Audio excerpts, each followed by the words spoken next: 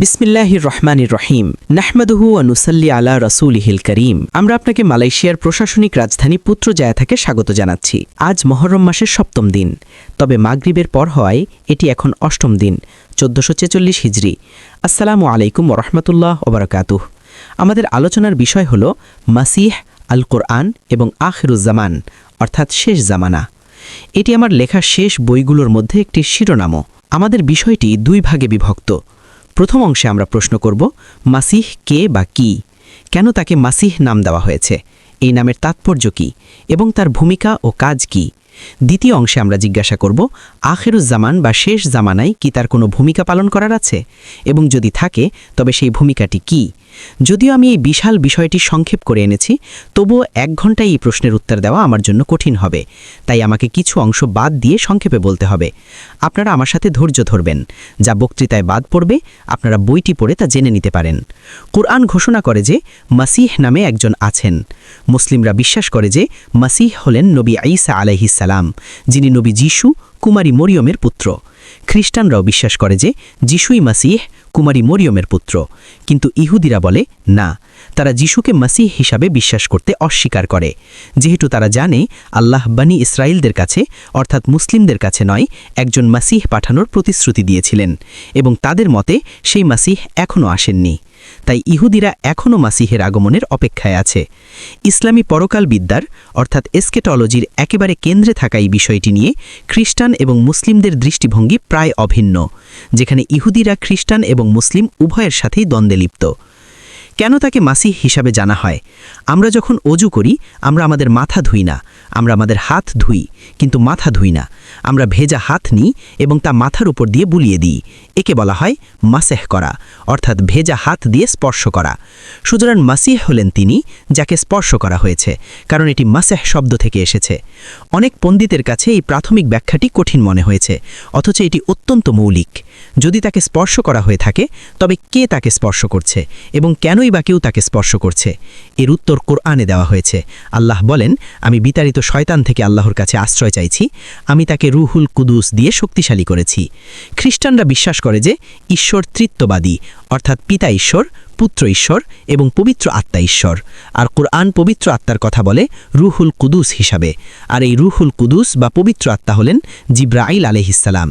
সুতরাং কোরআনের এই বক্তব্যের তাৎপর্য, আমি তাকে রুহুল কুদুস দিয়ে শক্তিশালী করেছি, যাদের চিন্তা শক্তি আছে তাদের কাছে পরিষ্কার। কিন্তু আমার কাছে আপনাদের জন্য দুঃসংবাদ আছে। আমরা যত শেষ জামানার দিকে এগিয়ে যাচ্ছি, পৃথিবীতে চিন্তাশীল মানুষের সংখ্যা ততই কমে যাবে, কারণ মানবজাতির অধিকাংশ, বিশেষ করে যারা স্মার্টফোনে আসক্ত, তারা এখন চিন্তা করা বন্ধ করে দেবে এবং অন্যরা তাদের হয়ে চিন্তা করবে। তারা নিজেদের জন্য সিদ্ধান্ত নেওয়া বন্ধ করে দেবে এবং অন্যরা তাদের হয়ে সিদ্ধান্ত নেবে। ইংরেজি ভাষায় এটি বর্ণনা করার জন্য একটি চমৎকার শব্দগুচ্ছ আছে। একে বলা হয় ব্রেইন ওয়াশিং বা মগজ ধোলাই। তাই মানবজাতির অধিকাংশ, আমাকে মাফ করবেন, বিশেষ করে রাজনীতিবিদরা মগজ ধোলাইয়ের শিকার হতে যাচ্ছে। ফলে তাদের জন্য এই সহজ ব্যাখ্যাটি বোঝা কঠিন হবে যে তাকে মাসিহ বলা হয় কারণ ফেরেশতা জিব্রাইল তাকে প্রতিনিয়ত স্পর্শ করছেন। এর ফলে তিনি একজন মানুষ হওয়া সত্ত্বেও, যেহেতু ফেরেশতা জিব্রাইল তাকে সর্বদা স্পর্শ করছেন, তাই তার জীবনে এমন কিছু বিষয় সম্ভব যা অন্য কারোর জন্য সম্ভব নয়। ঠিক আছে, মাসিহের ভূমিকা ও কাজ কি? আল্লাহ সুবহানাহু ওয়া তাআলা ফেরেশতাদের বলেছিলেন, ইন্নী জাইলুন ফিল আরদি খলিফা, আমি পৃথিবীতে মানবজাতিকে পাঠাচ্ছি খেলাফত প্রতিষ্ঠার করার জন্য। আল্লাহ আমাদের পৃথিবীতে এই কারণেই পাঠিয়েছেন। খেলাফত কি? নবী দাউদ আলাইহিসসালামের সাথে কথা বলার সময় কোরআন এর উত্তর দেয়। নবী দাউদ আলাইহিসসালাম, দয়া করে বসুন। নবী দাউদ সম্পর্কে আল্লাহ বলেন, আমি বিতাড়িত শয়তান থেকে আল্লাহর কাছে আশ্রয় চাইছি। হে দাউদ, আমি তোমাকে পৃথিবীতে খালিফা হিসাবে নিযুক্ত করেছি। খালিফার কাজ কি? ফাহকুম বাইনান নাসি বিল হক, মানুষের মধ্যে সত্য ও হকের মাধ্যমে বিচার ফয়সালা করো। একজন খালিফা হলেন তিনি যিনি শাসন করেন, যিনি রাষ্ট্র প্রতিষ্ঠা করেন, যিনি সরকার পরিচালনা করেন, যিনি আল্লাহর কাছ থেকে আসা সত্যের ভিত্তিতে আইন প্রতিষ্ঠা করেন। এটাই খেলাফত। এটি মালয়েশিয়া, ইন্দোনেশিয়া, মিশর, পাকিস্তানের মতো দেশে অস্বস্তি তৈরি করতে পারে, কিন্তু আমি কেন চিন্তিত হব? আমি যদি কোরআন শিক্ষা দেই এবং মালয়েশিয়া তাতে অস্বস্তি বোধ করে, তবে আমি কেন বিচলিত হব? রাষ্ট্রের কাজ হলো আল্লাহর কাছ থেকে আসা সত্যের অনুযায়ী অনুযায়ী কাজ করা। কিন্তু আধুনিক পশ্চিমা সভ্যতা বলে না, সংবিধান ছাড়া কোনো রাষ্ট্র হতে পারে না। তাই এমনকি যখন ইমাম মাহদি আসবেন, এই নির্বোধরা বলবে, ইমাম মাহদি, আপনার সংবিধান থাকতে হবে। হ্যাঁ, এবং যখন নবী ঈসা আলাইহিসসালাম মাসিহ ফিরে আসবেন, এই নির্বোধরা বলবে, সংবিধান ছাড়া আপনার রাষ্ট্র হতে পারে না। কারণ তারা এমন এক জাতি যারা কুরআন পরিত্যাগ করেছে এবং তারা তা জানেও না। তারা এখন রাষ্ট্রের একটি ধর্মনিরপেক্ষ মডেল গ্রহণ করেছে এবং শেষ বিচারের দিন তাদের এর মূল্য দিতে হবে। ওয়ালা তাত্তাবি আল হাওয়া, নিজের প্রবৃত্তি অনুসরণ করো না। আল্লাহর কাছ থেকে আসা সত্যের ভিত্তিতে আইন প্রতিষ্ঠা করো, শাসন করো, সরকার পরিচালনা করো। নিজের এজেন্ডা অনুসরণ করো না, যা সাধারণত পার্লামেন্টে হয়ে থাকে। কারণ যদি তুমি নিজের এজেন্ডা অনুসরণ করো, তাহলে আল্লাহর পথ থেকে বিচ্যুত হবে। যারা আল্লাহর পথ থেকে বিচ্যুত হয়, যা একেবারে আজকের প্রতিটি রাষ্ট্রের অবস্থা, তাদের জন্য আমি কঠিন শাস্তি প্রস্তুত করে রেখেছি, কারণ তারা হিসাবের দিনটিকে ভুলে গেছে। সুতরাং আল্লাহ নবী দাউদ আলাইহিসসালামের মাধ্যমে এমন একটি রাষ্ট্র তৈরি করেছিলেন, আমরা একে বলি খেলাফত রাষ্ট্র, তারা বলে পবিত্র রাষ্ট্র, হোলি স্টেট। সেই পবিত্র রাষ্ট্র দাউদ আলাইহিসসালাম প্রতিষ্ঠা করেছিলেন এবং নবী সুলাইমান আলাইহিসসালামের সময় তা বিশ্বের শাসক রাষ্ট্রে পরিণত হয়েছিল। কিন্তু তারপর দীর্ঘ কাহিনী সংক্ষেপে বলতে গেলে কিছু একটা ঘটেছিল এবং সেই রাষ্ট্র ভেঙে পড়েছিল। বনি ইসরাইল যারা নবীদের অনুসরণ করত, তারা কাঁদছিল। তারা বুঝতে পারছিল না কেন তাদের রাষ্ট্র ভেঙে পড়ল। এর চেয়েও বড় কথা, চাঁদ ও তারার পূজারী এক ব্যাবিলনীয় সেনাবাহিনী এসে বনি ইসরাইলদের দাস বানিয়ে ব্যাবিলনে নিয়ে গেল। সেই চরম অজ্ঞতার অবস্থায় তারা ভাবছিল, কেন এমন হলো? আমরা কি করেছি যে আজ আমাদের এই দশা? তখন আল্লাহ তাদের কাছে একটি বার্তা পাঠালেন, যা তাদের শক্তি ও আশা জোগাল। বার্তাটি হলো, আমি এমন একজনকে পাঠাবো যিনি তোমাদের নবী হবেন, যিনি মসিহ হিসেবে পরিচিত হবেন, এবং যখন তিনি আসবেন সেই স্বর্ণযুগ আবার ফিরে আসবে। ইসরায়েলের সেই পবিত্র রাষ্ট্র জেরুজালেমে পুনরুদ্ধার হবে এবং ইসরায়েলের সেই পবিত্র রাষ্ট্র আবারও বিশ্বের শাসক রাষ্ট্রে পরিণত হবে, যেমনটি সুলাইমান আলাইহিসসালামের সময় ছিল। এটি মসিহের কাজ। এখন আমরা বক্তৃতার দ্বিতীয় অংশে আসি। আখিরুজ্জামান বা শেষ জামানায় কি মসিহের কোনো ভূমিকা আছে? কারণ মসিহ তো 2000 বছর আগে এসেছিলেন এবং 2000 বছর আগেই চলে গেছেন। তিনি এসেছিলেন এবং চলে গেছেন। তাহলে শেষ জামানায় কি মসিহের কোনো ভূমিকা আছে? আমরা এখন আজকের বক্তৃতার মূল অংশে আসছি, যাতে কিছুটা সময় লাগবে। আমি আপনাদের অনুরোধ করছি, আপনাদের চিন্তার জগৎ সজাগ রাখুন এবং চিন্তা করুন। আমি সহজ ভাষায় কথা বলবো, খুব দ্রুত বলবো না, যাতে না বোঝার কোনো অজুহাত আপনাদের না থাকে। যদি আমি স্পষ্টভাবে ব্যাখ্যা করি এবং এর পরেও আপনারা বিভ্রান্ত থাকেন বা না বোঝেন, তবে আপনাদের মাথার ডাক্তার দেখানো উচিত। কুরআন বলছে, হ্যাঁ, শেষ জামানায় মসিহের একটি ভূমিকা আছে। মসিহের ট্রেডমার্ক বা বৈশিষ্ট্য হল তার সাথে সম্পর্কিত সব কিছুর ক্ষেত্রে বাহ্যিক রূপ এবং বাস্তবতা একে অপরের থেকে ভিন্ন হয়। যখন তিনি জন্মগ্রহণ করেছিলেন, যারা এক চোখে দেখত তাদের কাছে বাহ্যিক রূপ ছিল এই যে, নাউজুবিল্লাহ, তিনি ছিলেন জারদ সন্তান, কারণ তার মা বিবাহিত ছিলেন না। কিন্তু বাস্তবতা ছিল ভিন্ন।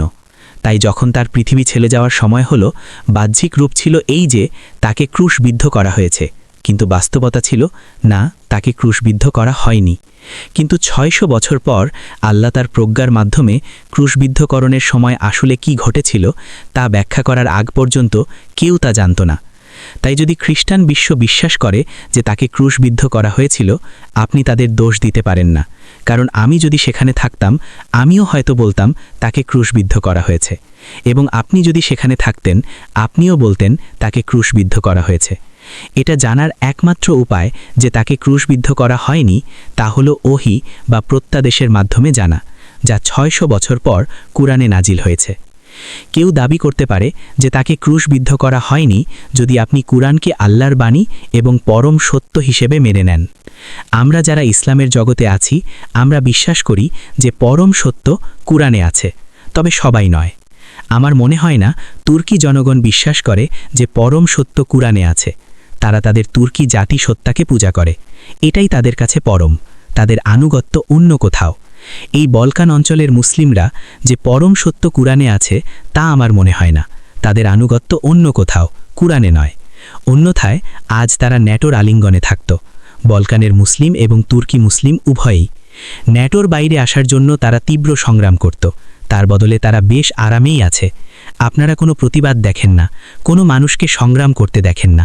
না, সুতরাং মুসিহের পৃথিবী ত্যাগের মুহূর্ত যখন এলো, তখন যা দেখা যাচ্ছিল বাহ্যিক রূপ এবং যা বাস্তবতা ছিল তা একে অপরের থেকে ভিন্ন ছিল। আমরা সূরা আলে ইমরানে যাই এবং আল্লাহ এখানে যা বলছেন সেখানে একটি কথোপকথন হচ্ছে এবং ক্রুশবিদ্ধকরণের আগে আল্লাহ মসিহের সাথে কথা বলছেন। আল্লাহ তাকে বলছেন, হে ঈসা, ইন্নী মুতাওয়াফিকা, আমি তোমাকে নিয়ে নেব। কি নেবেন? তোমার শরীর। কি নেবেন? এই প্রসঙ্গের আলোকে ওয়াফাতের অর্থ হল তোমার রূহ বা আত্মা নিয়ে নেওয়া। সুতরাং আমাদের মধ্যে যাদের এখনও চিন্তা করার ক্ষমতা আছে তারা সহজেই বুঝতে পারবেন ইন্নী মুতাওয়াফিকা মানে আমি তোমার রূহ নিয়ে নেব। ওয়া রাফিউকা ইলাইয়া, এবং আমি তোমাকে আমার নিজের কাছে তুলে নেব। ওয়া মুতাহিরুকা মিনাল্লাযীনা কাফারু, এবং আমি তোমাকে পবিত্র করব বা মুক্ত করব সেই সব কাফেরদের থেকে যারা তোমার ও তোমার মায়ের বিরুদ্ধে কুফরি করেছে। ওয়া জাইলুল্লাযীনা ইত্তাবাউকা ফাওকাল্লাযীনা কাফারু ইলা ইয়াউমিল কিয়ামাহ, এবং যারা তোমাকে অনুসরণ করে আমি তাদের সেই সব লোকের উপর প্রাধান্য দেব যারা তোমাকে প্রত্যাখ্যান করেছে এবং কুফরি করেছে কিয়ামত পর্যন্ত। এবং যখন আমি তা করব তারা কিয়ামত পর্যন্ত, পৃথিবীর শেষ সময় পর্যন্ত সেই প্রাধান্যের অবস্থানে থাকবে। এখন আল্লাহ যদি তার রূহ নিয়ে নেন তাহলে এরপর কি হলো? আল্লাহ সূরা আন-নিসাতে বলছেন, ওয়ামা কতালুহু, না তারা তাকে হত্যা করেনি। নাম্বার 2, ওয়ামা সলাবুহু, না তারা তাকে ক্রুশবিদ্ধও করেনি। সুতরাং যে কেউ এই মারাত্মক ভুলটি করে ঘোষণা দেয় যে ইমরান হোসেন বলেছেন তিনি ক্রুশবিদ্ধ হয়েছেন, কিয়ামতের দিন সেই আবর্জনা রক্ষা করার জন্য নিজেকে প্রস্তুত করুন। কুরআন বলছে তারা তাকে ক্রুশবিদ্ধ করেনি। ওয়ালাকিন শুব্বিহা লাহুম, না তারা তাকে ক্রুশবিদ্ধ করেনি, বরং আল্লাহ ব্যাপারটিকে তাদের কাছে সেরকম মনে করিয়ে দিয়েছিলেন, ধাঁধা লাগিয়ে দিয়েছিলেন। আল্লাহ কিভাবে এটা সেরকম মনে করালেন? এটি একটি অত্যন্ত গুরুত্বপূর্ণ প্রশ্ন। সেই প্রশ্নের উত্তর কে দেবে? এটা কি আপনার কল্পনা নাকি কুরআন? আমরা বলি কুরআনকেই সেই প্রশ্নের উত্তর দিতে হবে। আল্লাহ কিভাবে এমন দেখালেন যে তিনি ক্রুশবিদ্ধ হয়েছেন অথচ বাস্তবে তিনি ক্রুশবিদ্ধ হননি? এটাই প্রশ্ন, এবং এর উত্তর সূরা আজ-জুমারে রয়েছে। যেখানে আল্লাহ ওয়াফাত বা রূহ কবজ করার কথা বলছেন, তিনি বলেন, আল্লাহু ইয়াতাওয়াফাল আনফুসা হিনা মাউতিহা, আল্লাহ মৃত্যুর সময় রূহ নিয়ে নেন, শরীর নয়, রূহ। সুতরাং ওয়াফাত হলো মৃত্যুর সময় রূহ বা প্রাণ হরণ করা। কিন্তু ওয়াল্লাতি লাম তামুদ, কিন্তু এমন কিছু আছে যারা, ভাষাটি এখানে জড়ালো, নিশ্চিতভাবেই মারা যায় না। ফি মানা মিহা, আল্লাহ মানুষের ঘুমের সময়েও তাদের রূহ নিয়ে নেন। আল্লাহ যখন ঘুমের মধ্যে আপনার রূহ নিয়ে নেন তখন সতর্ক থাকুন, চিৎকার করে সেই মৃত বলার আগে সাবধান হন, সতর্ক থাকুন। ফাইয়ুমসিকুল্লাতি কদ আলাইহাল মাউত, যখন আল্লাহ ঘুমের মধ্যে রূহ নিয়ে নেন তিনি দুটি কাজের একটি করতে পারেন, তিনটি নয়। হয় তিনি রূহটি রেখে দেন, সেক্ষেত্রে আপনি মৃত, ওয়ায়ুরসিলুল উখরা ইলা আজালিম মুসাম্মা, অথবা দ্বিতীয় কাজটি তিনি যা করতে পারেন তা হলো তিনি রূহটি ফেরত পাঠিয়ে দেন, সেক্ষেত্রে আপনি জেগে ওঠেন, আপনি মারা যাননি।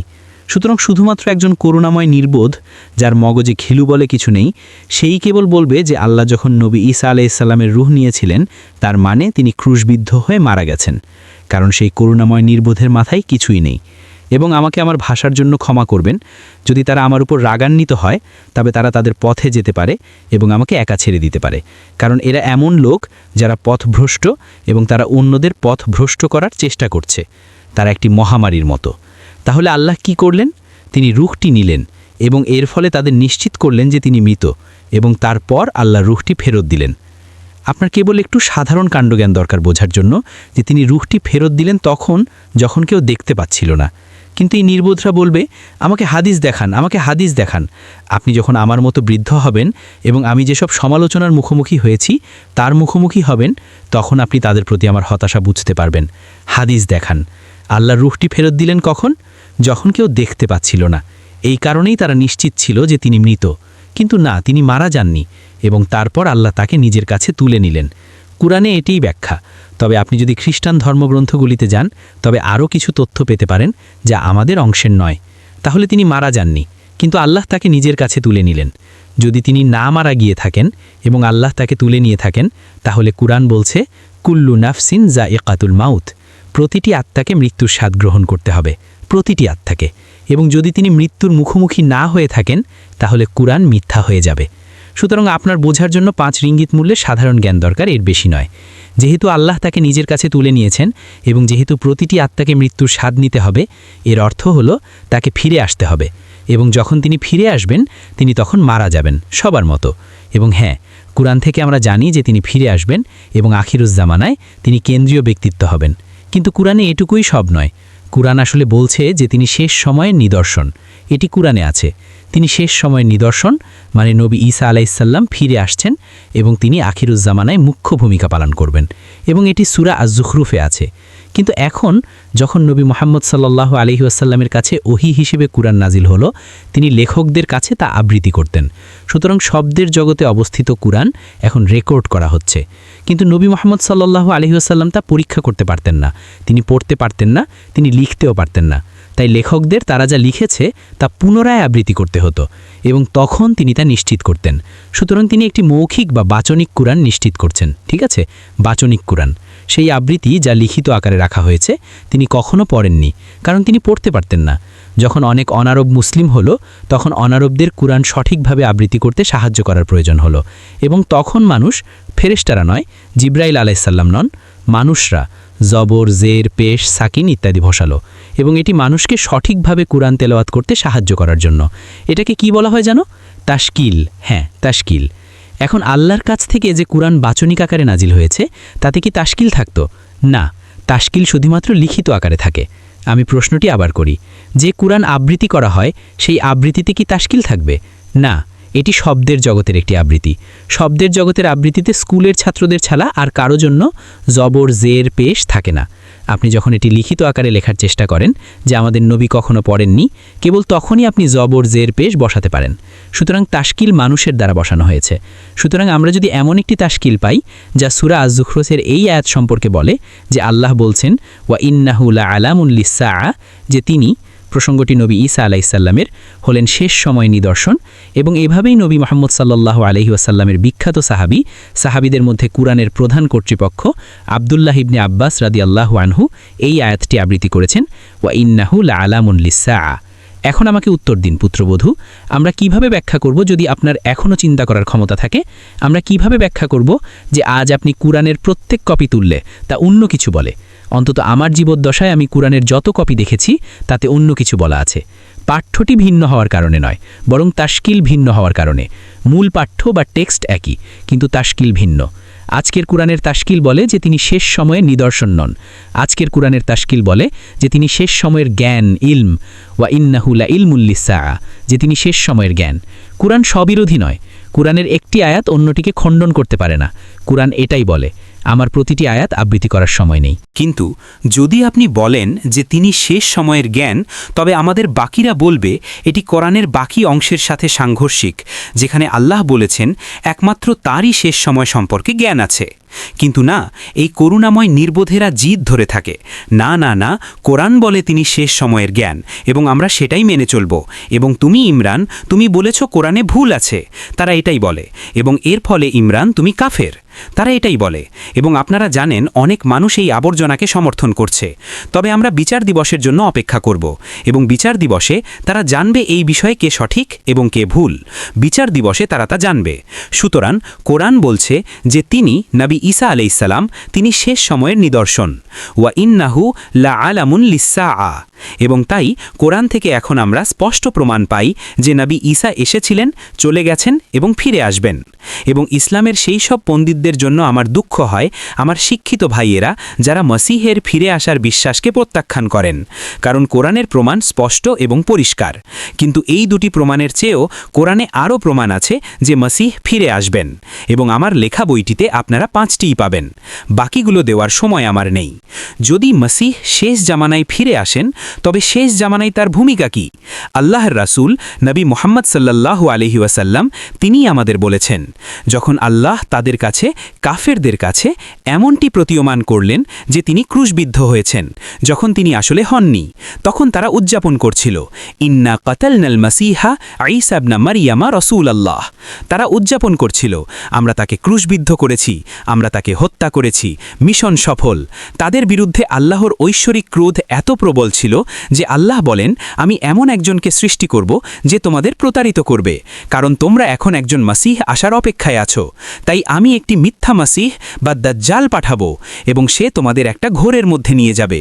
কোরআন এটাই বলে, জাযাউ সাইয়্যাতিন সাইয়্যাতুম মিসলুহা। একটি মন্দ কাজের শাস্তি হলো অনুরূপ মন্দ। সুতরাং একটি মন্দ জাতির জন্য শাস্তি হলো সমানুপাতিক শাস্তি। যদি যুক্তরাষ্ট্র 200 বছর ধরে মিথ্যার উপর মিথ্যা বলে থাকে, এবং অবশ্যই সবচেয়ে বড় মিথ্যা হলো 9/11, তবে একদিন আপনারা এমন এক প্রেসিডেন্ট পাবেন যে হবে চূড়ান্ত প্রতারক, ট্রাম্পের দিকে ইঙ্গিত করে। এবং এখন তারা তাকে হত্যা করতে চায়। তারা গুপ্ত হত্যা করার চেষ্টা করেছিল এবং ব্যর্থ হয়েছে। সুতরাং এটি এখন নিশ্চিত করবে যে তিনি পরবর্তী প্রেসিডেন্ট হবেন। এখন তা এড়ানোর আর উপায় নেই। সুতরাং যেহেতু তারা উদযাপন করছিল যে আমরা ঈসা ইবনে মারিয়ামকে হত্যা করেছি, আল্লাহ বললেন, আমি তোমাদের কাছে দাজ্জালকে পাঠাবো। সুতরাং দাজ্জালের কাজ হলো তাদের ইহুদি হিসেবে ভান করা, এটিই তার কাজ। এবং সে তাদের জেরুজালেমে ফিরিয়ে নিয়ে যাবে এবং সে তাদের বোঝাবে যে এটি দাউদ আলাইহিসসালামের জেরুজালেম বা পবিত্র ইসরায়েল, এবং তারা সেই প্রতারণা গিলে খাবে এবং তাদের নিয়তি সিলগালা হয়ে যাবে। সুতরাং আমরা এখন দাজ্জাল সম্পর্কে কথা বলি।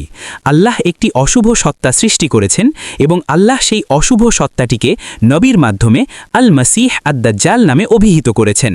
দাজ্জাল যে নিজেকে মাসিহ বা ত্রাণকর্তা হিসেবে দাবি করবে, কিন্তু সে মিথ্যা মাসিহ।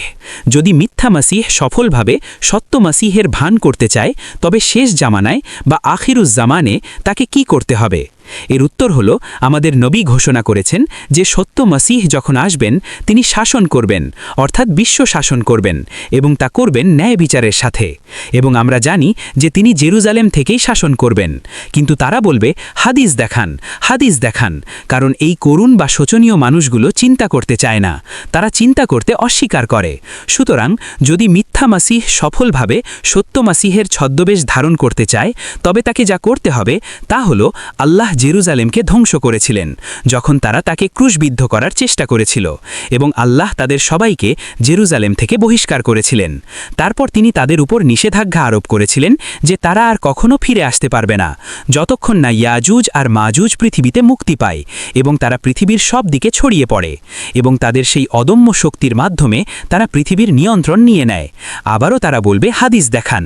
এটি হাস্যকর। ইয়াজুজ আর মাজুজ পৃথিবীর ক্ষমতার নিয়ন্ত্রণ নিয়ে নেয়। তারপর ইয়াজুজ আর মাজুজ এই লোকদের পবিত্র ভূমিতে ফিরিয়ে আনে যারা নবী ঈসা আলাইহিসসালামকে প্রত্যাখ্যান করেন। এখন যদি দাজ্জাল বা মিথ্যা মাসিহ সফলভাবে সত্য মাসিহের ভান করতে চায়, তবে জেরুজালেম থেকে বিশ্ব শাসন করার জন্য তাকেও জেরুজালেমে থাকতে হবে। জেরুজালেম থেকে বিশ্ব শাসন করার জন্য তাকে প্রথমেই যা করতে হবে তা হলো মুসলিমদের হাত থেকে পবিত্র ভূমির নিয়ন্ত্রণ কেড়ে নেওয়া। আর এ কারণেই প্রথম বিশ্বযুদ্ধ হয়েছিল। হ্যাঁ, এজন্যই প্রথম বিশ্বযুদ্ধ হয়েছিল, এবং এ কারণেই শেষ পর্যন্ত একটি ব্রিটিশ সেনাবাহিনী জেরুজালেম জয় করেছিল এবং অটোমান সাম্রাজ্যকে পরাজিত করেছিল। দ্বিতীয়ত, তাকে ইহুদিদের পবিত্র ভূমিতে ফিরিয়ে আনতে হবে যাতে তারা একে নিজেদের বলে দাবি করতে পারে। আর এ কারণেই লিগ অব নেশনস ব্রিটেনকে একটি ম্যান্ডেট দিয়েছিল।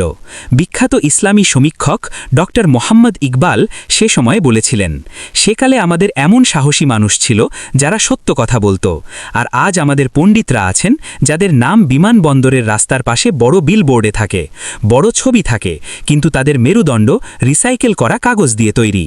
Doctor Mohammad Iqbal league of Nations সম্পর্কে বলেছিলেন, যা আজকের কোনো রাজনীতিবিদ বলার সাহস পাবেন না।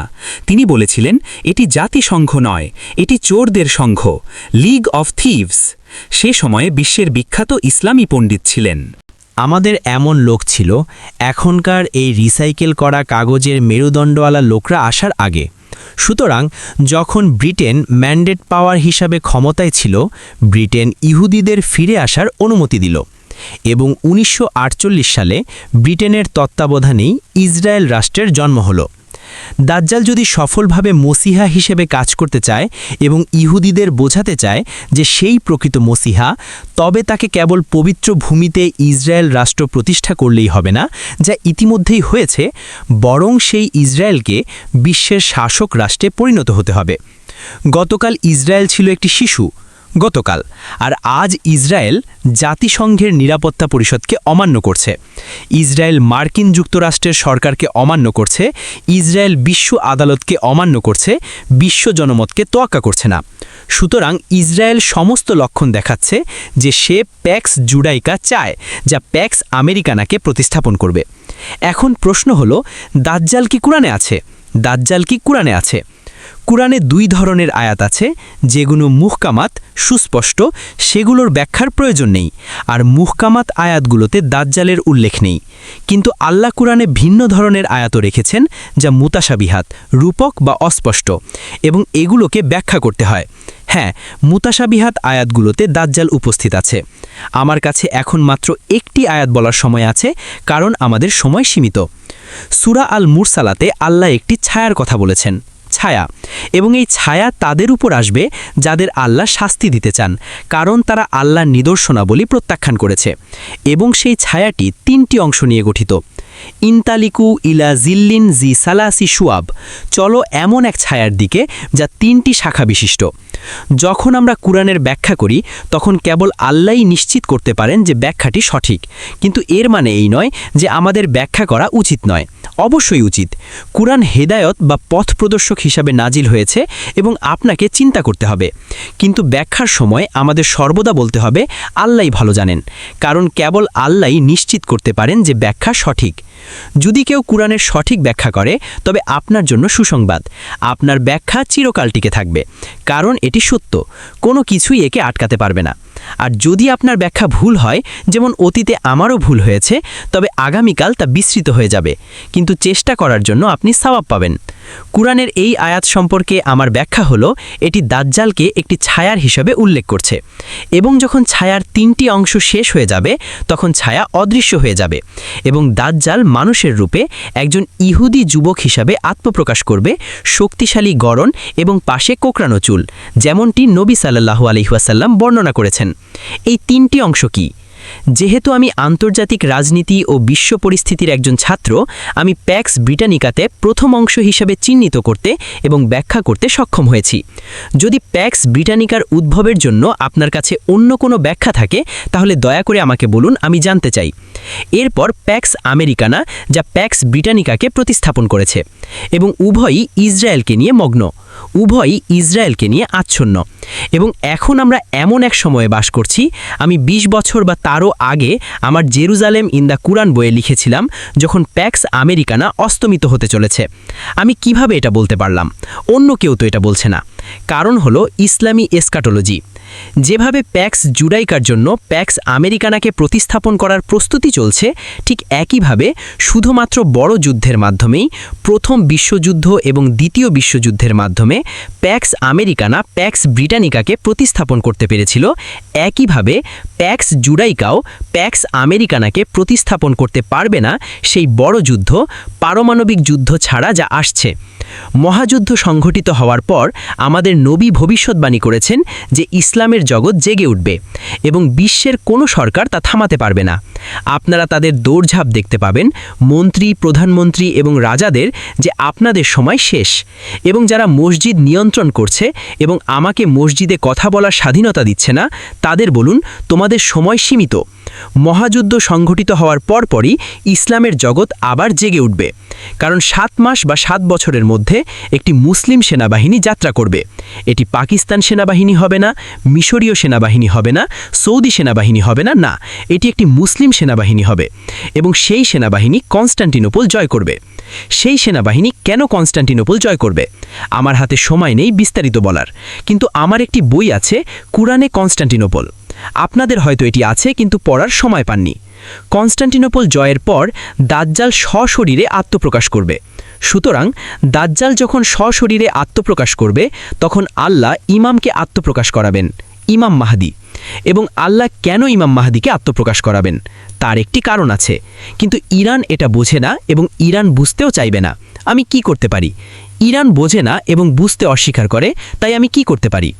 দাজ্জাল সশরীরে আত্মপ্রকাশ করার পর আল্লাহ ইমাম মাহদিকে পাঠাবেন, কারণ দাজ্জাল জেরুজালেম থেকে ঘোষণা করবে আমি মসিহা, এবং তাদের বিশ্বাস করাবে। তখন প্রতারণা পূর্ণ হবে এবং সময় হবে সত্য মসিহার ফিরে আসার এবং মিথ্যা মসিহাকে হত্যা করার। কিন্তু আল্লাহ কুরআনে আমাদের বলেছেন যে তিনি ঈসাকে শিক্ষা দিয়েছেন, তিনি তাকে কুরআন শিক্ষা দিয়েছেন, তিনি তাকে তৌরাত এবং ইনজিল বা গসপেল শিক্ষা দিয়েছেন। আমার প্রশ্ন হলো, আল্লাহ কেন তাকে কুরআন শিক্ষা দিবেন? কেন? যখন নবী ঈসা আলাইহিসসালামকে পৃথিবীতে পাঠানো হয়েছিল, আল্লাহ কুরআনে বলেছেন যে আমি তাকে বনি ইসরায়েলের কাছে পাঠাচ্ছি, এবং যদি আল্লাহ সিদ্ধান্ত নিয়ে থাকেন যে তিনি বনি ইসরায়েলের কাছে যাবেন, তাহলে কোনো মালয় তা পরিবর্তন করতে পারবে না। এমনকি কোনো সিঙ্গাপুরিয়ানও তা পরিবর্তন করতে পারবে না। আল্লাহ বলেছেন আমি তোমাকে বনি ইসরায়েলের কাছে পাঠাচ্ছি, আর আপনারা বলেন না আমি তাকে সিঙ্গাপুরে নিয়ে আসব। কি মূর্খতা!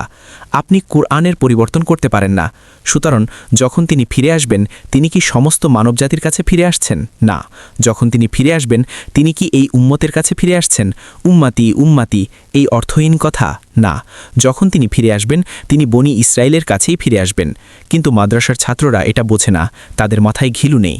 সুতরাং যখন তিনি ফিরে আসছেন, তিনি তার নিজ উম্মতের বনি ইসরায়েলের কাছে ফিরে আসছেন, এবং বিশ্বের সমস্ত ইহুদিরা সেই সময়ে যারা তাকে এখন প্রত্যাখ্যান করছে, আল্লাহ কুরআনে বলেছেন কিতাবীদের মধ্যে এমন কেউ নেই যে তার মৃত্যুর আগে তাকে বিশ্বাস করবে না, এবং কিয়ামতের দিন তিনি তাদের বিরুদ্ধে সাক্ষী হবেন। দাজ্জালকে মসিহ হিসেবে গ্রহণকারী প্রত্যেককেই তাদের বমি গিলতে হবে, এবং ফিরে আসা ঈসাকেই প্রকৃত মসিহ হিসেবে মেনে নিতে হবে, এবং তার মৃত্যুর আগেই তাদের এটা করতে হবে। এবং যখন তারা তাকে মসিহ হিসেবে মেনে নেবে, তিনি বিচার দিবসে তাদের বিরুদ্ধে সাক্ষ্য দেবেন, এবং তারা তবুও জাহান্নামে যাবে। তো তিনি তার নিজ উম্মতের কাছে ফিরে আসছেন। এখন আপনার চিন্তার টুপিটি পড়ুন। যদি তিনি তার উম্মতের কাছেই ফিরে আসেন, তবে আল্লাহ কেন তাকে কুরআন শেখালেন? কি উত্তরের জন্য আপনাকে চিন্তা করতে হবে? উত্তর হলো, যখন তার নিচে নেমে আসার সময় হবে, ঠিক সেই মুহূর্তে ইমাম দামেস্কের একটি মসজিদের ভেতরে থাকবেন এবং মিথ্যা মসিহ বাইরে থাকবেন, সাথে ইসরায়েলি সেনাবাহিনী তাকে সমর্থন দেবে। মসজিদ ঘেরাও থাকবে, পালানোর কোনো পথ নেই, কোনো উপায় নেই। আর এখন ফেরাউন বিশ্বাস করছে এখন আমি হত্যার জন্য এগিয়ে যেতে পারি এবং তাদের শেষ করে দিতে পারি। একইভাবে ইসরায়েলি সেনাবাহিনী মসজিদটি ঘিরে রেখেছে, ইমাম ভেতরে আছেন, আমি তাদের কোণঠাসা করেছি। পালানোর কোনো পথ নেই, তারা নিহত হবে। ইতিহাস পুনরাবৃত্তি করে, যদি তোমরা ফেরাউনের মতো জীবনযাপন করো, তবে ফেরাউনের মতোই তোমাদের মৃত্যু হবে। ওটাই হলো নিদর্শন। সুতরাং ইতিহাস এখন পুনরাবৃত্তি করছে। সেই সময়ে মুসা আলাইহি ওয়াসাল্লামকে বলা হয়েছিল, তোমার লাঠি নাও এবং পানিতে আঘাত করো, এবং অলৌকিকতাটি ঘটল এবং তারা পানিয়ে গেল। এবার আল্লাহ নবী ঈসা আলাইহি ওয়াসাল্লামকে পাঠাবেন। যখন তিনি নেমে আসবেন, তখন নামাজের সময় হবে, এবং তাকে এই উম্মার জন্য পাঠানো হয়নি, কিন্তু ইমাম তাকে চিনতে পারবেন, ইনি মরিয়মের পুত্র। আমার মনে হয় না তোমরা চিনতে পারবে, আমার মনে হয় না আমি চিনতে পারব, কিন্তু তিনি চিনতে পারবেন, এবং তিনি তাকে নামাজের ইমামতি করার জন্য আমন্ত্রণ জানাবেন। কেন? কারণ তিনি নবী, আর তিনি কেবল ইমাম। ইরান এটা বোঝে না আমি কি করতে পারি, ইরান এটা বোঝে না যে আমি কি করতে পারি। তিনি নবী আর আমি কেবল ইমাম, তাই ইমাম আল মাহদি তাকে নামাজের ইমামতি করার জন্য আমন্ত্রণ জানাবেন, যা সঠিক কাজ। কিন্তু কুরআনে যে শরিয়া নাজিল হয়েছে এবং যা আমাদের নবী সাল্লাল্লাহু আলাইহি ওয়াসাল্লাম বাস্তবায়ন করেছেন, সেই অনুযায়ী যদি তিনি নামাজের নেতৃত্ব দেওয়ার আমন্ত্রণ গ্রহণ করেন এবং ইমাম তার পিছনে নামাজ পড়েন, তবে তিনি স্বয়ংক্রিয়ভাবে এই উম্মার প্রধান, নেতা বা আমির হয়ে যাবেন, এবং তখন তিনি আল্লাহর কাছে সমস্যায় পড়বেন, কারণ আল্লাহ তাকে এই উম্মার জন্য পাঠাননি। এই জন্যই তিনি কুরআন শিখিয়েছিলেন। তাই তিনি বলবেন, না, লোকেরা তোমাকেই ইমাম হিসেবে নিযুক্ত করেছে, তুমি নামাজের নেতৃত্ব দাও, এবং তিনি ইমামের পিছনে আমাদের শরিয়া অনুযায়ী এবং মক্কার দিকে ফিরে নামাজ পড়বেন, অথচ তার কেবলা ছিল জেরুজালেম। সুতরাং তাকে কুরআনের জ্ঞান দেওয়া হয়েছে, যাতে তিনি যখন ফিরে আসবেন তাকে উভয় উম্মার মধ্যে থাকতে হবে। এই উম্মার নেতৃত্বে থাকবেন তিনি, ইমাম আল মাহদি, এবং ওই উম্মার নেতৃত্বে থাকবেন এমন কেউ যাকে আল্লাহ মনোনীত করবেন। এটাই হলো ইমাম আল মাহদির যৌক্তিকতা, যে এই সমস্ত জাতিরাষ্ট্র বিলুপ্ত হয়ে যাবে। মালয়েশিয়া সহ, আমি দুঃখিত এটা বলার জন্য, মালয়েশিয়া, ইন্দোনেশিয়া এবং ব্রুনাই সহ তাদের সবাই বিলুপ্ত হয়ে যাবে, এবং ইমাম আল মাহদির মাধ্যমে খিলাফত রাষ্ট্র পুনঃপ্রতিষ্ঠিত হবে, এবং নবী ঈসা আলাইহি ওয়াসাল্লাম উভয়ের জন্য সর্বোচ্চ আইন কর্তৃপক্ষ হবেন, এবং এটা সহজ হবে না, এই শরিয়া এবং ওই শরিয়া। তাই এর মাঝখানে আল্লাহ তাকে দেন কি দেন? হিকমা। মাশা আল্লাহ, আল্লাহ তাকে হিকমাহ দান করবেন এবং তাই শেষ জামানায় তিনি নেমে আসার সাথে সাথে নামাজ শেষ হবে, তিনি বের হবেন, দাজ্জালকে দেখবেন, দাজ্জাল তাকে দেখবে, দাজ্জাল পালাতে শুরু করবে এবং তিনি তাকে তাড়া করবেন এবং হত্যা করবেন। যখন এটা ঘটবে পুরো ইসরায়েলি সেনাবাহিনী অবাক এবং হতাশ হবে, আমাদের মসিহ এবং সে পালাচ্ছে। তখন তারা বলবে, ও সেই লোকটি যা বলেছিল তাই সত্য, মোহাম্মদ, এবং তিনি সঠিক। সুতরাং তিনি আসলেই একজন নবী ছিলেন। যে লোকটি মসজিদ থেকে বের হয়ে আসলো সেই আসল মসিহ, আর এই লোকটি একজন ভুয়া মসিহ। অনেক দেরি হয়ে গেছে, এখন তারা পালাতে শুরু করবে, কারণ আমাদের নবী সাল্লাল্লাহু আলাইহি ওয়াসাল্লাম বলেছিলেন যে তোমরা ইহুদিদের সাথে যুদ্ধ করবে এবং তাদের হত্যা করবে। এবং সেই সময়ে গাছ এবং পাথর কথা বলবে, হে মুসলিম, আমার পেছনে একজন ইহুদি লুকিয়ে আছে, এসো এবং তাকে হত্যা করো। তাই তারা সেটা মনে রাখবে এবং মুসলিমরা তাদের ধাওয়া করবে এবং হত্যা করবে, এবং তারপর জেরুজালেমে একটি খিলাফত রাষ্ট্র প্রতিষ্ঠিত হবে। এবং সেই সময়ে নবী ঈসা আলাইহিস সালামের অনুসারীরা সবাই বিশ্বাস করবে যে কোরআন আল্লাহর বাণী, এবং তারা সবাই বিশ্বাস করবে কোরআন নবী ঈসা আলাইহিস সালাম সম্পর্কে যা বলে, তাদের সবাই। এবং নবী ঈসা আলাইহিস সালামের সেই অনুসারীরা নবী মোহাম্মদ সাল্লাল্লাহু আলাইহি ওয়াসাল্লামের অনুসারী হবে না, না, তারা তার অনুসারী, কিন্তু তারা ইসলামের দিন অনুসরণ করছে। অবশ্যই আল্লাহর কাছে একটিই দিন, এবং এই দুটি উম্মাহেল এখন দুটি খিলাফত রাষ্ট্র থাকবে, একটি মক্কায় এবং একটি জেরুজালেমে, এবং এভাবেই ইতিহাসের সমাপ্তি ঘটবে। আপনাদের ধন্যবাদ। ওয়াসসালামু আলাইকুম ওয়ারাহমাতুল্লাহি ওয়াবারাকাতুহু। আপনাদের আমাকে অভিনন্দন জানানো উচিত, কারণ আমি একটি দীর্ঘ বিষয় নিয়েছি এবং আমি এটি আপনাদের সামনে 1 ঘন্টায় উপস্থাপন করতে সক্ষম হয়েছি। এটা সহজ নয়। ঠিক আছে, আমাদের কি প্রশ্ন উত্তরের জন্য সময় আছে? আসসালামু আলাইকুম শায়েখ, কেমন আছেন? আমার 2টি প্রশ্ন আছে। প্রথম প্রশ্ন, আপনার অনুভূতি কি? আপনি কি আপনার জীবদ্দশায় আর্মাগেডন মহাযুদ্ধ দেখতে পাবেন? প্রতিবার একটি করে প্রশ্ন হলো, আমি কি বিশ্বাস করি যে আমি আমার জীবদ্দশায় আর্মাগেডন বা মালহামা প্রত্যক্ষ করব? আমার উত্তর হলো, আমি বিশ্বাস করি মহাযুদ্ধ শীঘ্রই ঘটবে। কত শীঘ্রই আমি জানি না, এইটুকুই আমার বলার আছে। কিন্তু সার্বিয়ার প্রেসিডেন্ট, যার রাশিয়ার সাথে খুব ঘনিষ্ঠ সম্পর্ক রয়েছে, তিনি প্রায় 1 সপ্তাহ আগে বলেছিলেন যে তিনি আগামী 3 মাসের মধ্যে মহাযুদ্ধের আশা করছেন। হ্যাঁ, পরের প্রশ্ন। আসসালামু আলাইকুম মাওলানা, আমরা মহাযুদ্ধ নিয়ে কথা বলছি, কিন্তু আমরা সম্প্রতি করোনা ভাইরাস দেখেছি। তারা করোনা ভাইরাসের মাধ্যমে গ্রামসহ প্রতিটি শহরের ওপর নিয়ন্ত্রণ নিয়েছিল, যা এক ধরনের জৈবিক যুদ্ধ। তো এটি কি সেই আসল যুদ্ধের চেয়ে বেশি কার্যকর নয়? আমরা কি ভবিষ্যতে এই ধরনের যুদ্ধ আশা করতে পারি? আমরা কি এটাকে মালহামা বলতে পারি? ঠিক আছে, হাদিস এবং কোরআনে মালহামার উল্লেখ আছে। সূরা আল ইসরাতে বলা হয়েছে, এমন কোনো জনপদ নেই যা আমি কিয়ামত দিবসের আগে ধ্বংস করব না অথবা তাকে কঠোর শাস্তি দেব না। একটি শহর বা নগরও রক্ষা পাবে না।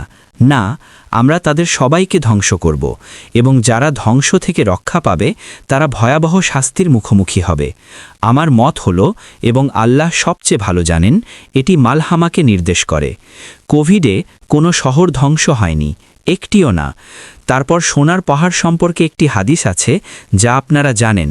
আমি এ নিয়ে দীর্ঘদিন ধরে আলোচনা করছি যে একটি যুদ্ধ হবে যেখানে প্রতি 100 জনের মধ্যে 99 জন নিহত হবে। কোভিডে এমনটা ঘটেনি, সুতরাং কোভিডের সাথে মালহামার কোনো তুলনাই হতে পারে না। আমি বিশ্বাস করি কোভিড এসেছিল এবং আবার আসবে, এবং সমস্ত স্কুলের ছাত্ররা আবার বানরের মতো 3 ফুট দূরত্ব বজায় রেখে দাঁড়াবে। বানরের মতো 3 ফুট দূরে, কারণ সরকার তা করতে বলেছে। অথচ সরকারের কাছে আপনাদের বলা উচিত ছিল, যখন আমি ইসলামের আইন অনুযায়ী আমার নামাজ আদায় করতে পারছি না, তখন আমি বাড়িতে থাকব এবং নামাজ পড়ব। আমি বিশ্বাসঘাতকতা করতে যাচ্ছি না, আমি আল্লাহ এবং তার রাসূলের সাথে বিশ্বাসঘাতকতা করতে যাচ্ছি না, কিন্তু কেবল স্কুলের ছেলেরাই বিশ্বাসঘাতকতা করবে। একজন প্রকৃত মুসলিম তা করবে না, কিন্তু স্কুলের ছাত্ররা সবাই বানরের মতো 3 ফুট দূরত্ব বজায় রেখে দাঁড়াবে। তারা আমার উপর খুব রাগান্বিত, ও হ্যাঁ, সারা বিশ্বে তারা জানে না কি করবে, তারা চায় তারা আমাকে চ্যুত করানোর জন্য কিছু করতে পারত। হাদিসটি হল, প্রতি ১০০ জনের মধ্যে ৯৯ জন নিহত হবে। ইতিহাসের কোনো যুদ্ধে এমনটি হয়নি, কিন্তু এখন তা আসছে। স্পষ্টতই এটি এমন একটি যুদ্ধ হতে হবে যেখানে ব্যাপক ধ্বংসযজ্ঞের অস্ত্র ব্যবহার করা হবে, যেমন পারমাণবিক অস্ত্র এবং অন্যান্য অস্ত্র, এবং সেই যুদ্ধ এখন আসছে। পরের প্রশ্ন। আসসালামু আলাইকুম শায়েখ, আমার প্রশ্ন হল, ইতিহাসের কোন পর্যায়ে আল্লাহ দাজ্জালকে সৃষ্টি করেছিলেন? এটি কি নবী ঈসা আলাইহিসসালামের জীবদ্দশায় ছিল নাকি তার অনেক আগে? দাজ্জাল কখন সৃষ্টি হয়েছিল? কোরআন আমাদের বলে না কখন তাকে সৃষ্টি করা হয়েছিল, হাদিস আমাদের বলে না কখন তাকে সৃষ্টি করা হয়েছিল, এবং তাই আমি জানি না কখন তাকে সৃষ্টি করা হয়েছিল।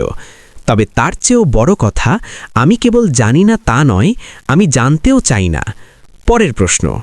আসসালামু আলাইকুম শায়েখ, আপনার আগের একটি পাবলিক লেকচারে আপনি উল্লেখ করেছিলেন যে আপনি কোরআনে রাশিয়া সম্পর্কে একটি বই প্রকাশ করবেন। আমার প্রথম প্রশ্ন হল, এটি কখন প্রকাশিত হবে? দ্বিতীয় প্রশ্ন হল, ওই বইয়ে কি চীন সম্পর্কে কোনো বিষয়বস্তু থাকবে? ১ নম্বর, বইটি প্রায় শেষ। আমি এখানে মালয়েশিয়ায় থাকতেই হয়তো এটি শেষ করে ফেলতে পারি, কিন্তু যখন আমি বইটি শেষ করব, আমাকে এটি মস্কোতে আমার বন্ধু প্রফেসর আলেকজান্ডার দুগিনকে পাঠাতে হবে এবং তাকে বইটির ভূমিকা লিখতে বলতে হবে। তিনি ভূমিকা লিখলে আমরা ফরম্যাটিং এবং ইন্ডেক্স তৈরি করতে পারি এবং তারপর ইংরেজিতে ছাপাতে পারি, এবং তারপর বইটি রাশিয়ান ভাষায় অনুবাদ করার চেষ্টা করব, যা প্রথম ভাষা এবং সবচেয়ে গুরুত্বপূর্ণ, এবং তারপর বসনিয়ান সার্বিয়ান ভাষা যা দ্বিতীয় ভাষা, গ্রিক যা তৃতীয় ভাষা। এই সমস্ত ভাষা অর্থোডক্স খ্রিস্টান বিশ্বের অন্তর্গত, যা আমাদের প্রথম অগ্রাধিকার, এবং ফ্রেঞ্চ, উর্দু এবং মালয় এবং আরও অনেক কিছু। এবং তারপর আমাদের এই ভাষাগুলিতেও বইটি ছাপাতে হবে। তাই আমি আশা করি খুব শীঘ্রই বইটি সম্পন্ন হবে। হ্যাঁ, বইটিতে চীনের উল্লেখ আছে এবং আপনি বইটি হাতে পেলে তা পড়তে পারবেন। পরের প্রশ্ন। আসসালামু আলাইকুম শায়েখ, আমার প্রশ্ন হল, ফিতনা ও দাজ্জাল থেকে রক্ষা পাওয়ার জন্য সূরা কাহাফ পড়ার তাৎপর্য কি? আমাদের নবী সাল্লাল্লাহু আলাইহি ওয়াসাল্লাম বলেছেন, জুমার দিনে সূরা আল কাহাফ তেলাওয়াত করো এবং তোমরা নূর অর্থাৎ আলো পাবে, যা আসমান থেকে জমিন পর্যন্ত নেমে আসবে, এবং সেই নূর তোমার সাথে পরবর্তী জুমা পর্যন্ত থাকবে। এটাই আপনার প্রশ্নের উত্তর। পরের প্রশ্ন। মাওলানা, ঈসা আলাইহিসসালাম ফিরে না আসা পর্যন্ত কি কোনো কার্যকর শরিয়াহ আছে? এবং যদি না থাকে, তবে আমাদের কিভাবে এর মোকাবিলা করা উচিত, যেহেতু কোনো কার্যকর শরিয়াহ নেই? আজ বিশ্বের কোথাও কোনো শরিয়া নেই, এমনকি মোহাম্মদ সাল্লাল্লাহু আলাইহি ওয়াসাল্লামের শরিয়াও নেই। ঠিক আছে, ইয়াজুজ এবং মাজুজ এটি সারা বিশ্বে ধ্বংস করে দিয়েছে।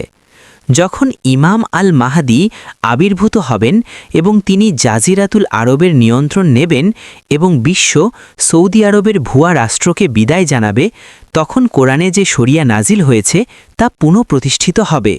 এবং যখন নাবী ঈসা আলাইহিস সালাম ফিরে আসবেন, তখন তাওরাত এবং ইঞ্জিলে যে শরিয়া নাজিল হয়েছিল তা পুনঃপ্রতিষ্ঠিত হবে। এই সময় আপনার অনেক ধর্মপ্রাণ খ্রিস্টান, অর্থোডক্স খ্রিস্টান আছেন যারা প্রার্থনা করেন এবং আরও অনেক কিছু করেন, কিন্তু তারা এখনও শূকরের মাংস খাচ্ছেন। হ্যাঁ, তাই নবী ঈসা আলাইহিস সালাম ফিরে আসলেই আমরা দেখব শরিয়া পুনঃপ্রতিষ্ঠিত হচ্ছে, ওই শরিয়া এবং এই শরিয়া উভয়ই। ঠিক আছে, আপনাদের ধৈর্যের জন্য অনেক ধন্যবাদ। বইগুলো পেছনে আছে, অনুগ্রহ করে সেগুলো এখানে নিয়ে আসুন এবং আমি আপনাদের জন্য অটোগ্রাফ দেব। পরবর্তী লেকচার 21শে জুলাই মাগরিবের নামাজের পরে গোমবাকের ভিলা বেস্তারি সুরাতে হবে, যা UIA এর কাছে। তাই আমার ইউটিউব চ্যানেলে ফ্লায়ার আসা পর্যন্ত অপেক্ষা করতে হবে এবং আপনারা 21শে লেকচার সম্পর্কে তথ্য পাবেন ইনশাআল্লাহ। নতুন নতুন ইসলামিক বাংলা ডাবিং ভিডিও পেতে আমাদের চ্যানেলটি সাবস্ক্রাইব করে রাখুন। আসসালামু আলাইকুম ওয়া রাহমাতুল্লাহি ওয়া বারাকাতুহু।